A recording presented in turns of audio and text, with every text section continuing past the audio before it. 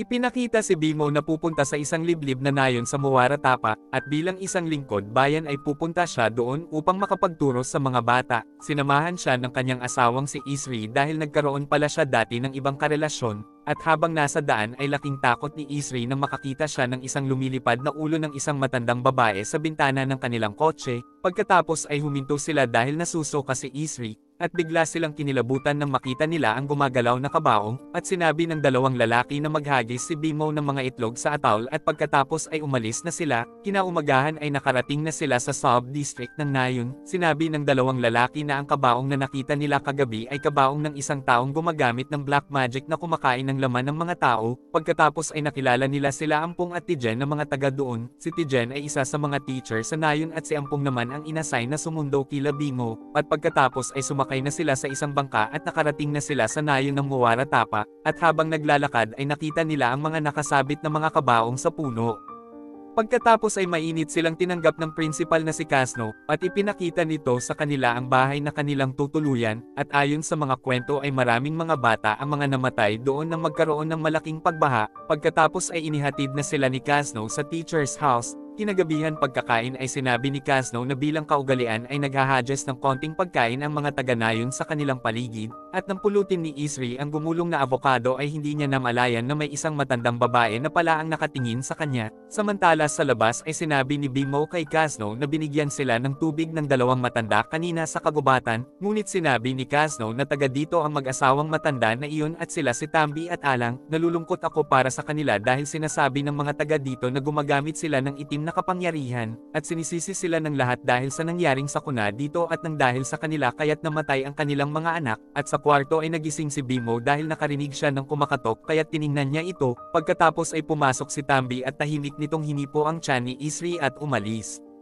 Kinabukasan ay sinabi ni Casno na huwag kayong mag-alala kay Tambi dahil palagi naman niyang ginagawa iyon kapag may bago dito, at pinagturo na din niya si Isri dahil naruroon na din naman ito. Pagkatapos ay ipinakilala na sila ni Casno sa 7 mga bata na kanilang tuturuan kaya tuwang-tuwa ang mga ito sa kanila. Samantala habang nagtuturo si Isri ay bigla niyang nakita ang mga multo ng mga batang namatay, at pagkatapos ay bigla ding nawala ang mga ito, at paglingon niya sa gilid ay nakita niya si Tambi na nasa ilalim ng isang puno. Pagkatapos ay nakita nila sa kisame ang isa nilang estudyanteng babae at nang silipin ito ni Bimo ay inatake siya nito, at pagpunta niya kay Isri ay nakita nilang itinuturo ng batang babae at ng mga batang multo ang tiyan ni Isri, at pagkatapos ay sabay silang bumagsak ng batang babae, at nang magkamalay ay sinabi ni Isri na masakit ang tiyan ko at biglang hinimatay ulit ito. Kinagabihan ng magising si Isri ay laking takot niya nang makita niya ang lumilipad na ulo ni Tambi, ngunit pagkadating ni Bimo ay biglang nawala na ito.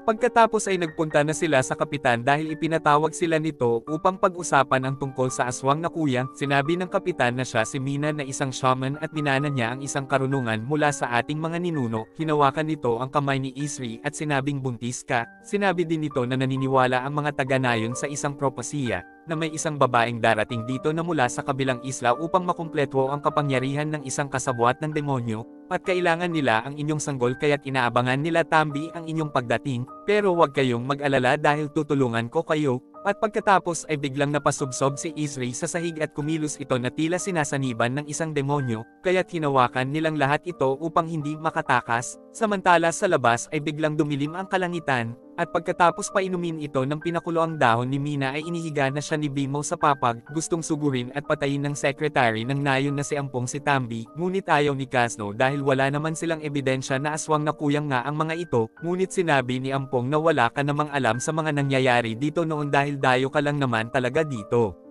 At pagkatapos ay sinugod na nila si Tambi sa bahay ngunit hindi naman nila nakita ito. Samantala ay laking pagtataka nila Casno at tingin kung bakit sinasaniban pa din ang kanilang estudyante kahit na nilagyan na nila ito ng basal bracelet na pangontra sa kuyang. Nang hingi si Bimo ng pangontra kay Tingin ngunit ang meron lang siya ay ang buhok ng kuyang na nakuha niya sa higaan nung patayin nito ang kanyang asawa at anak. Sinabi ni Tingin na gumagalaw ang buhok na ito kapag nasa paligid ang kuyang, kaya't nang dahil sa takot na malaman ito ni Bimo ay agad niyang iginayak si Isri upang makaalis na sa nayong kinabukasan, sinabi ni Tingin sa kanya na wag mong iiwanan ang asawa mo hanggang sa sumapit ang umaga, at sa kalagitnaan ng gabi ay laking takot nila nang makarinig sila ng mga ingay sa kanilang bubong, kaya't nalaman nila na inaaligiran na sila ng kuyang nang makita nila ito sa labas. Kinaumagahan pagpunta nila sa pantalan ay nakita nila na sinunog ang bangka na sasakyan sana ni Isri, pagkatapos ay nakita ni Isri na nakatingin sa kanya si Tambi, at makikitang tila biglang sinaniban ang mga taga-nayon na naroroon. Hinanap ni Bimo si Isri ngunit hindi na niya ito makita kaya't agad siyang umuwi ngunit wala naman ito sa bahay.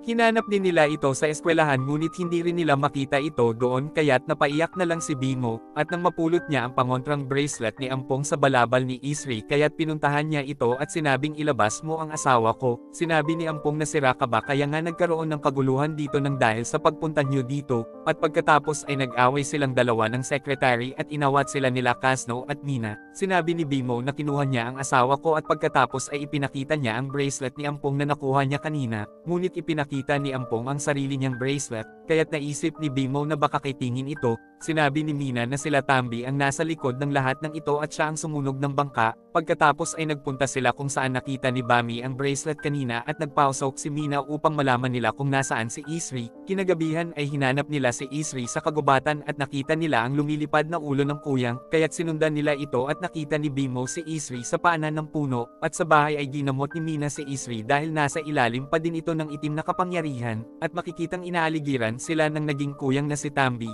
at nang makita ni Bimo si Tambi sa butas ay sinugod na nila ito sa bahay upang patayin, ngunit pinatigas ni Tambi ang kanilang mga katawan at pagkatapos ay sinabi ni Alang na mga naloko niya kayo, inililigtas lang ni Tambi ang asawa at anak mo, at hindi lang si Tambi ang may kapangyarihan ng kuyang at meron din nito si Mina. Niloko kayo ng demonyo at ginawa niya kayong kasabwat, at sa bahay ay sinabi ni Mina kay Isri na wala nang magliligtas sa inyo ng anak mo, at nang matanggal ang ulo ni Tambi ay sinabi nito kay Bimo na si Mina ang may kailangan sa anak niyo upang maging isa siyang ganap na demonyo. Inamin ni Tingin kila Ampong na si Mina ang nag-utos sa kanya upang kuhanin si Isri ngunit kinontrol at pinatay sila ni Mina. At nang sasaksakin na ni Mina ang tiyan ni Isri ay bigla siyang inatake ni Tambi at pagkatapos ay hinabol siya nito sa labas. Pagkadating ni Bimo ay nakita niyang nasusunog ang bahay, at nang dahil sa sobrang galit ay inatake niya ang dugo ang si Tingin dahil kasabwat ito ni Mina, ngunit itinuro nito sa kanya ang nakaligtas na si Isri. Sinabi ni Tingin na hanapin mo ang katawan ni Mina at kailangan mong wasakin ito bago siya makabalik, kunin mo ang buhok na ito upang mahanap mo kung nasaan siya. Pagkatapos ay hinanap na ni Bimo si Mina habang hawak ang buhok na gumagalaw, ngunit bigla siyang inatake ng naging kuyang na si Mina, at nakita nila Isri na hinahabol ni Tambi si Mina sa itaas, at nang makita ni Bami ang katawan ni Mina ay inihagis niya ito sa nasusunog na bahay, at nang dahil sa galit ay inatake ni Mina si Tambi kaya't bumagsak ito sa lupa. At nang masunog ang katawan ay bumagsak na din ang ulo ni Mina at pagkatapos ay sinabi ni Tingin na wasakin mo ang kanyang puso, kaya't agad na pinagpupukpok ni Bami ang puso ni Mina ng isang malaking bato at namatay ito. Kinabukasan sa eskwelahan ay sinabi sa kanila ni Kasno na namatay na din ng mapayapa sila Tambi ngayon umaga, at pagkatapos ay tinanaw nila ang mag-asawang matanda sa ilalim ng puno sa labas at hindi na nila ito nakita. At dito na po nagtatapos ang ating movie. Mag-subscribe ka na po Lods para sa magagandang mga movie na katulad nito. Maraming salamat po sa iyong panunood at pagsuporta. Ingat po palagi Lods. God bless.